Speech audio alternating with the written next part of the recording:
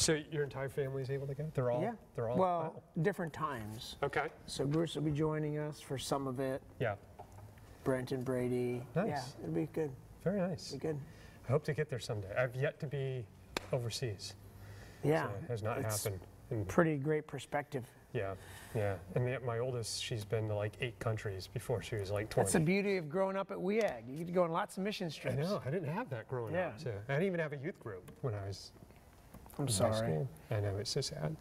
So, well, good afternoon to all of you who are tuning in right now on Facebook or YouTube for our weekly live Q&A with Shane Schlesman, where we're going to dig into this past week's sermon and just learn some more details, some things that you might want to say that you didn't get a chance to say. Because your sermons would be 3 hours long if you could, right? Yeah, it could be. Yeah, easy. We'd have to like serve lunch and so forth. Yeah, have, like, yeah, take a break. intermission, Bathroom so breaks. People do that now anyway, so they can't make it Might be through. onto something. All right, never mind. Don't want to give you any ideas. We're going to get a bunch of hate mail if that happens. No, So. yeah, I get enough hate mail. Yes. But anyway, good afternoon. Again, my name is Jim Washock, Communications Director here at Weston Assembly of God. And we're on week 3 of City on a Hill. That's correct. Week 3, but the second hill, which was Gamble's Hill. Yep. And as we dig into this past week's sermon, if you have questions that you would like to ask Shane, please use the comments area and go ahead and post those. And we're going to hold our time to 30 minutes today. We've been going over the past couple of weeks, but we've had guests. Yeah, so it was very that's good right. reason for doing so. So Shane, to kick us off, in these 3 weeks of City on a Hill so far, the first week you talked about bringing light and then bringing justice. This week was about bringing beauty. Yeah. And if you wouldn't mind, for those that might have missed the sermon this week, and you can catch it online if you'd like, could you describe a little bit what you meant by reflecting the beauty of heaven and being a city on a hill? And what was the tie in that to Gamble's Hill too? Yeah, Gamble's Hill was our hill focus this week, and each week we're taking a different hill, as Jim just said, and this week was Gamble's Hill. Gamble's Hill was a part of the City Beautiful movement across the country. It was actually a nationwide project that would take neighborhoods in different areas and try to bring some beauty to them, and there's certainly lots of issues that go along with that, and I didn't dive into that all of that, but I used the analogy of that this really was Jesus' picture found in Matthew 5 of what it would look like to have a City Beautiful movement if we were talking about the kingdom mindset that Jesus preached on that mount so many years ago, the Sermon on the Mount in Matthew chapter 5. They're called the Beatitudes, and we simply walk through the Beatitudes on Sunday as a picture of what Jesus might consider a City Beautiful movement today, of those who would be open, hungry, and wounded, and receive and present, to be the light, a city on a hill that cannot be hidden, and be a light of the kingdom of heaven, and the kind of thinking that really should permeate through us to our city. Okay, very good. So if by chance you missed the sermon, you can catch the in its entirety on Facebook or YouTube, so be sure to check that out, or watch it again, even if you heard it, because it was full of so many nuggets and so forth, which we're going to dissect a little bit today, including we'll start off with the fact that the Beatitudes that Jesus delivered in Matthew chapter 5 were very countercultural, and they seemed almost kind of backwards from sort of normal thinking when you read them, including starting right off with blessed are the poor. So why and how are we to be poor to be blessed by God? Are we to like sell all our possessions like Jesus told another gentleman to do? And if not, if we're not to do that, how are we to be poor in a land and time of abundance that we get to enjoy now? Yeah, great question, and I think it's many times is misinterpreted that, or somehow blessed are the poor. Certainly, I think Jesus had many applications to appreciating and lifting up the poor of his time, those who are oppressed, those who are downtrodden. But really what Jesus was saying in Matthew 5, in his first point on the Sermon on the Hill here, he was making the point that blessed are those who are poor in spirit, in some translations it says, or poor and emptied of themselves and desperately open then, if they're emptied of themselves, then they are open to being filled with God. So there's this point of, he uses the analogy of the poor who are desperate, who are in a situation where they cannot help themselves. Okay. There's just, and we just were talking about missions trips, and you really have to travel to a third world country to understand this. When he said, our daily bread, to pray for our bread daily, that was literally, there are cultures still today in our world who they are praying for. I visited in Ethiopia this year at the beginning, in the end of January. I went to Ethiopia and I met families, and I sat in their little tiny shack, and I met, and I'd see all these kids, and I think, how in the world do they all sleep in this little tiny space? And then I would find out later that the way they would eat, they would trade off meals. Really? And not everybody got to eat that day. Oh my word. So they would literally trade meals off and say, and feel appreciative of what the food they were getting. So Jesus, when he uses the word poor, that's the kind of poor that Jesus is talking about. Okay. And so he relates it to our souls. And he says, blessed are those who are desperate, who cannot help themselves. And it so is a picture of the gospel of Jesus. We talk about this idea of social gospel or the gospel. There is a gospel. It is the gospel of Jesus Christ. He died for it. He is alive today and on the right hand of God, interceding for you and I to receive this gospel, regardless of your economic situation, regardless of your condition in life, regardless if you're in Ethiopia or America. He is the gospel, and the great equalizer of all of humanity is sin. Because Romans said all have sinned and come short of the glory of God. It doesn't matter what your position is in life. You have probably done something wrong, and it's the great equalizer. It's why I can't point the finger at anyone else, because I am a chief of sinners, like Paul said, the Apostle Paul said. Sure. So when we really step into what it is to be spiritually poor, Jim, there's a picture of poverty. Jesus knew, and the people who would be his audience or his audience, either way, Boston or Philly, either way. But the people listening that day would get it. Yeah. They would say, yeah, they're desperate. Blessed are those who are desperate in their souls for God. Because that is the place of our openness where God begins and we end. So is it fair to say then that our ability to be poor in spirit is really that it doesn't matter what our materialistic abundance is, it's just that we are fully dependent on God for everything? That's exactly right. fair to And say? you can be wealthy, Yeah. or you can be have nothing, and not be dependent on God. Yeah. There, you can be wealthy. It's obvious. It's really easy. That's why Jesus said it's easier for a camel to go through the eye of a needle for a rich man to enter the kingdom of heaven. He was simply saying that it's difficult for that person to have the mindset of never being of being completely dependent on God. But for a poor, it's easier to understand this because they cannot function without some help. So Jesus was saying, in order to enter the kingdom of heaven, we have to all enter this poverty mindset of spiritually needing the help of God to get there. Yeah. That we are impoverished spiritually, and without the work of the cross, without the forgiveness of Jesus, there is no hope for having that relationship with God. But it is so easy, whether you have material things or you do not, to become dependent on other things.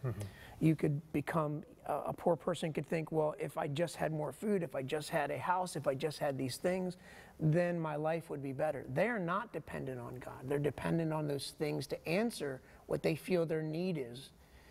And a rich person could say, I need more, I need more, I need more, or I just need these hassles, this stress to go away. If I could just get this stress to get away from me. Yeah. And ultimately, both of us need to enter, whoever we are, need to enter a spiritual poor state to be blessed by God, so that we can say, I am open and emptied of myself and open for God to be the only thing that fills me. That's really the point, and I think it's a great place to start as we begin all these discussions, even the way we see our city, and let that be the lens. Sure, yeah.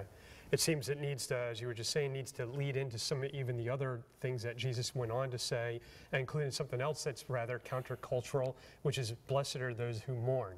And you talked about how we need to join others in mourning as well, even those that may be unrelated to us, who may be distant to us. And so I want to ask you the question, how can we do that? How do we meaningfully mourn for others that are physically distant? Doesn't mean they have to be far, far away, but even folks that are downtown, you know, if we're up here in suburbia and Short Pump and so forth, who are unrelated to us, and where their circumstances of suffering are not current. How can we be meaningfully mourn for them? I think, you know, this goes back to week 1 of the series, that Jesus looked on the crowd and he had compassion. How did Jesus see the crowd? When we are detached from something, there's no connection to a story, and therefore no empathy.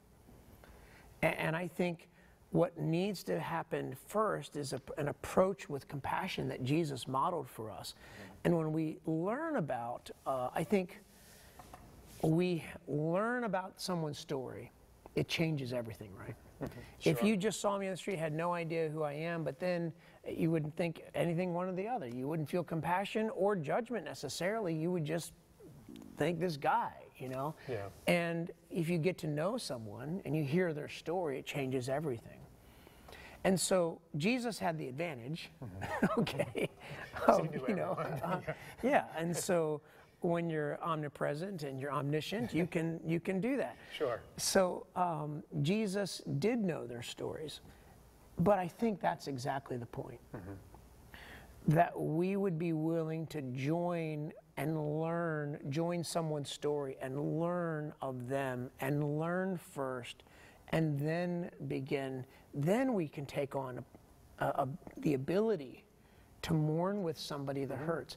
I think this is why this discussion, you know, we've been talking about racial reconciliation because of Richmond, not because of some agenda I'm trying to push, but because it is the story of our city. Yeah. Is racial division is a huge part of our story.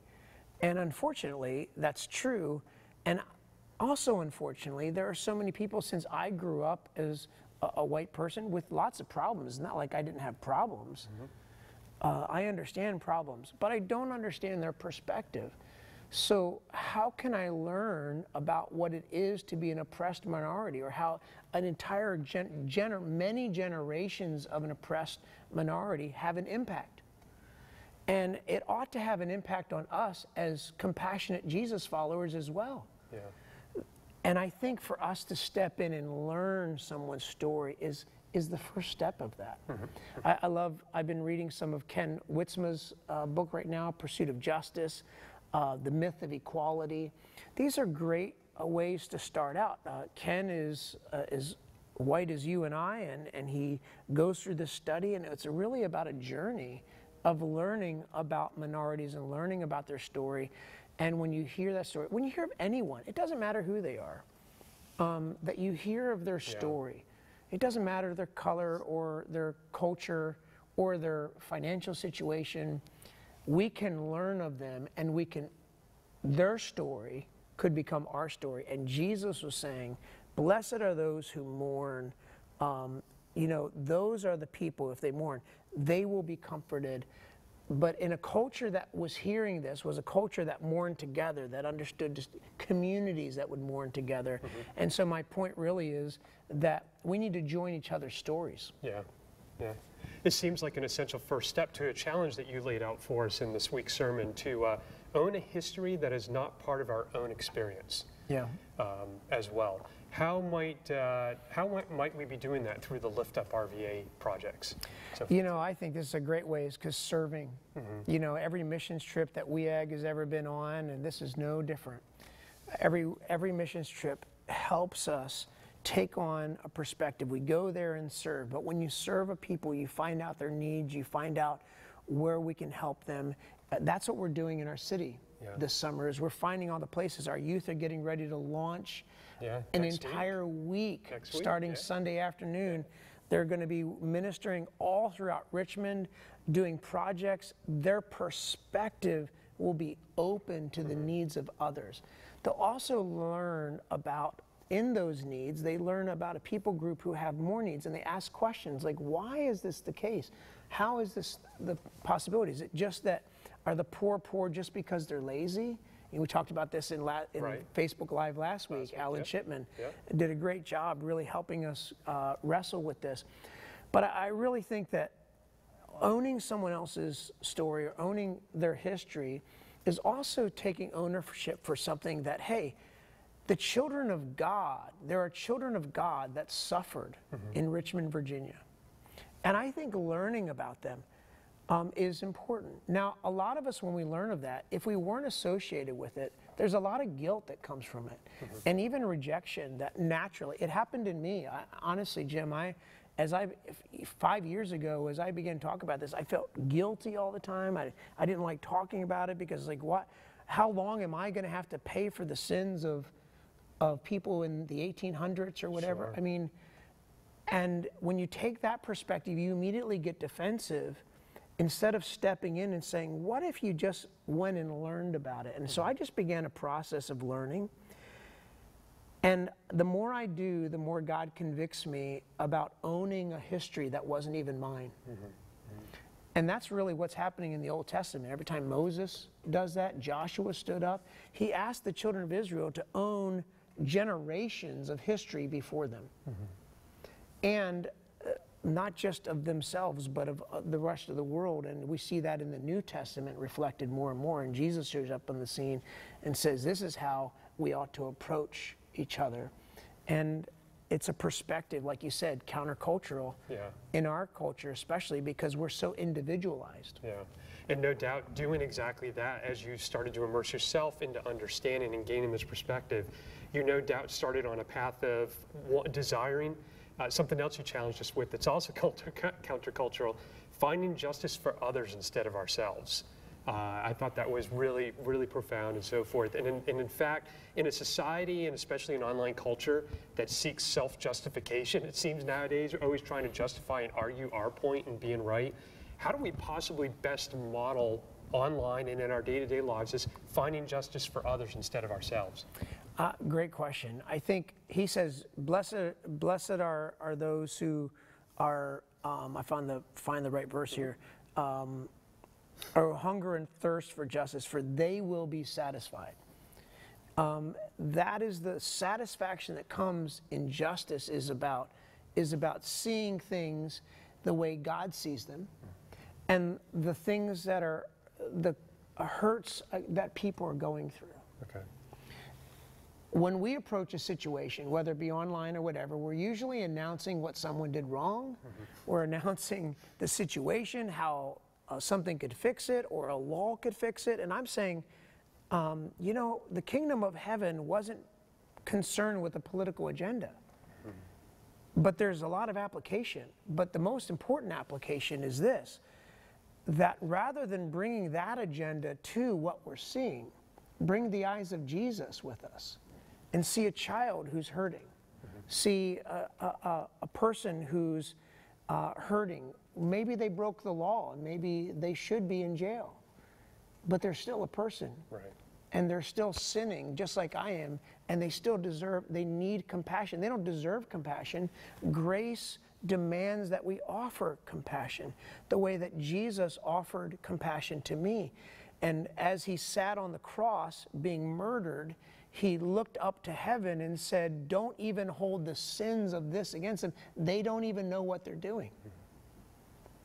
He's the epitome of compassion. So I think we enter situations when we look for that. We hunger and thirst to see things the way God sees them, and we're blessed because, and they will inherit the whole earth. Then you will have a world perspective that God has. Gotcha. All right. Very good. Shane, I believe we have a question from our viewing audience right now. So, Nikki, What is that question? We do. The question is, are there more RVA events coming up that WEAG will be involved in? And does WEAG do missions trips? Great question. Yes and yes. July 14th is our next Lift Up RVA event. It's going to be all day long. We are working on solidifying those exact and identifying all the projects that are involved. One of them is going to be working with the East End Cemetery that we started in June, but we're unable to finish because of the weather. Yeah. So we're going to go back to that and work with those. You can go to liftuprva.org, liftuprva.org, and look at all the projects that are available in Lift Up RVA. Our youth are beginning, as we mentioned, this project. We'll have another all-day project in August, and there are also, on top of that, on the website, you'll see lots of ways that people can get involved throughout the summer. And yes, we absolutely take missions trip. There's one leaving this Saturday. We take both in the States as well as overseas. The one leaving this Saturday is going to California and to work and putting on Vacation Bible School and doing some things and working with some people in Southern California. It's going to be a really, really great trip. In fact, one of the pastors who used to be here at WEAG is hosting that trip, Pastor Brian and Brian King. So that's going to be a great trip. We take trips every month, all the time. There's trips going on. I'm trying to think back in my head here. We got youth are going on a trip just in a few weeks as well. Yeah, so what is high that schoolers are going to Guatemala. Yeah. So yeah, absolutely. Yeah, so we are, and you can go on our website at weag.org and go to missions and see some of those trips that are coming up. Yeah. In fact, that week that the youth are in Guatemala, I believe there's 2 other trips that are out that same week. Yeah, so, there's a lot of trips going on. Cindy Johnson does an amazing job managing all the missions trips that go on throughout the year. And speaking of what WEAG has going on in regards to service projects and missions and so forth, is there anything else besides perhaps Lift Up RVA, which is very seasonal? What else might we do year-round, Shane, as a community and as an institution to treat with beauty the poor, the disfavored, and the disadvantaged? Anything else come to mind? Well, certainly WEAG, as you mentioned, has a lot of programs we work with. Yeah. We work with feeding programs. We work with housing programs like Caritas. We just hosted Caritas for 2 weeks. And we have feeding programs we work with, like Friends of the Homeless. We work with organizations like Children's Ministry. Our Children's Ministry goes to Delmont on a regular basis and ministers to some children. A lot of them just came back from kids camp. There's literally 100 different ways at West End Assembly of God you can get involved there. But for suggestions for how we can daily do this, I think it's a perspective shift first. You mentioned online. Everyone has opinions about what happens, and we hear news stories come across. And what I would say is ask God to give you His perspective of those stories. And perhaps rather than making agendas of policy be what loads up our Facebook page, that we would make the agenda of Scripture load our page. And so whether it be social media or conversation, we get into debates all the time. I got into a conversation the other day about refugees and about different things, and it was like pretty heated, Sure. Just like, and I thought it was this really cool time. And both of them, it was actually in a public place. It was in a retail shop, in a retail store, where 2 people were talking, and I was included in the conversation. It wasn't just like I was butting in. And I just said, there are just some things I'm so grateful that God has given me. And they paused for a second and looked at me, and I talked about my own experience of how blessed I've been in life and how grateful I am and how much I would hope that they would experience God as well. And I don't know if I'll ever have opportunity to do that or not, but I just talked about my personal experience. So take the lens of God with you, the kingdom of heaven with you into conversations, with you into onto your social media page, but then look for opportunities to branch out and look into the city and find ways. I mean, I remember a friend of my son and I went downtown and we bought a bunch of meals, and we just we were just hanging out, just the two. It was only the two of us. And I said, hey, let's do something fun.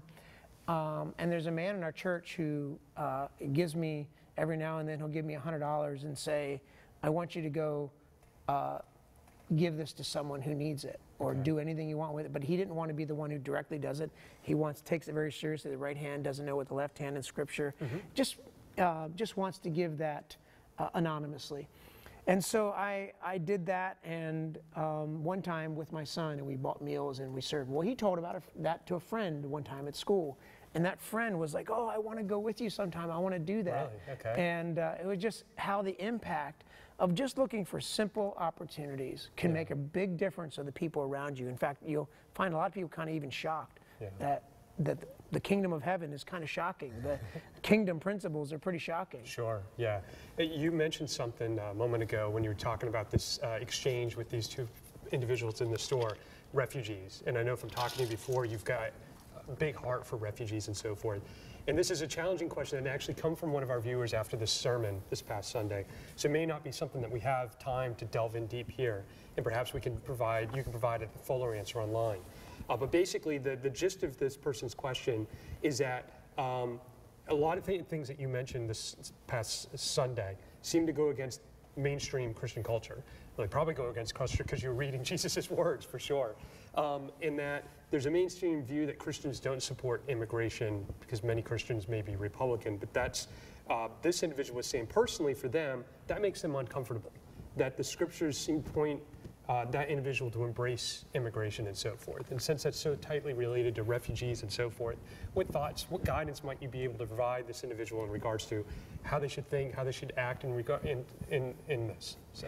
Great question, and a brave question, because I know a lot of people can take heat for even asking a question. And the viewer question made an assumption about Republicans I'm not going to make. I don't make that assumption, because I don't talk about Republican and Democrat from our pulpit. And we have Democrats, Republican, Independents, Tea Party, we got it all politically in our church. And I'm so grateful to worship in a church that invites all parties to come and worship because we're not talking about the world, we're talking about worshiping and having an audience of one in God, and the kingdom of heaven being the only kingdom that we serve. But we live in a kingdom run by people and governments, and I don't comment on laws and what they should be from the pulpit. Of course I have opinions. Of course I have thoughts and things that I think. They're just not as important as what we bring to this discussion. I'm pretty sure that Jesus is interested in ministering to immigrants. He was an immigrant. So he understands immigration. But I'm not talking about the laws of immigration. I'm not. What I'm talking about is having a perspective of compassion on anyone that God puts in your path. And whether they are here legally or illegally, I would say that God puts in our path. We minister in prisons. We have prison ministries that go out and minister to prisons. We minister to children of incarcerated parents on a regular basis. We minister to people from all places of society, those who are guilty and those who are innocent. I'm not the judge and jury of that. I am the minister of the gospel of Jesus Christ. And that's what I would encourage you to be, is a minister of the gospel of Jesus, not the minister of a political party, not the minister of a law, not your opinion about whether or not someone deserves it or doesn't, but to put on the perspective. You know, this latest issue in the news cycle of children being separated from their parents, and some saying they deserve it, or but some saying that hey, they broke the law, that happens all the time, or others saying that should never happen. How about we just look at the lens of a child, of any child of an incarcerated parent, for any reason. Let's say you disagree they should be, or you agree they should be. It doesn't matter. The point is that if God gives us opportunity to minister to them, we will, because the kingdom of heaven is for everyone. And it doesn't matter what your nationality is or what country you're from.